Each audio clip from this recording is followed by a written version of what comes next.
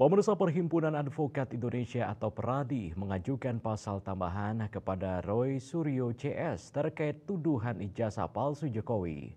Hal tersebut dilakukan setelah menjalani pemeriksaan sebagai pelapor dan saksi pada Selasa 13 Mei 2025.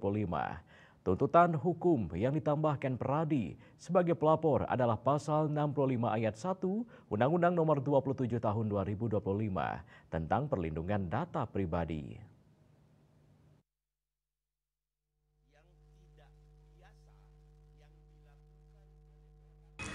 Perhimpunan Advokat Indonesia atau PERADI mengajukan pasal tambahan kepada Roy Suryo CS terkait tuduhan ijazah palsu Jokowi. Hal tersebut dilakukan setelah menjalani pemeriksaan sebagai pelapor dan saksi pada Selasa 13 Mei 2025. Tuntutan hukum yang ditambahkan PERADI sebagai pelapor adalah pasal 65 ayat 1 sampai 3 Undang-Undang Nomor 27 Tahun 2022 tentang perlindungan data pribadi.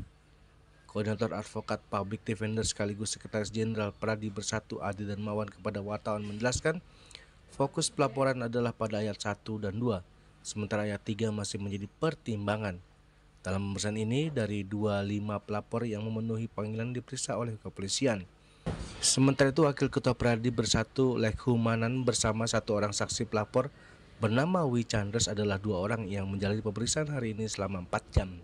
PERADI Bersatu melaporkan Roy Suryo CS ke Polres Jakarta Selatan pada Sabtu lalu dengan nomor laporan LP-B-1387-V-SPKT-Polres Metro Jakarta Selatan-Polda Metro Jaya atas nama Lekhumanan. Ada perilaku yang tidak biasa yang dilakukan oleh orang yang seperti biasanya yang tidak biasa. Artinya ini perilaku-perilaku yang tidak biasa nih di masyarakat kita, bahwa pencemaran, hujatan, dan yang paling penting ini ada unsur ya mengungkap data pribadi orang. Ya, nah, ini nanti lebih lanjut kami akan menyampaikan kepada penyidik bahwa ini perilaku ini apakah diperkenankan oleh aturan dan perundang-undangan, ya.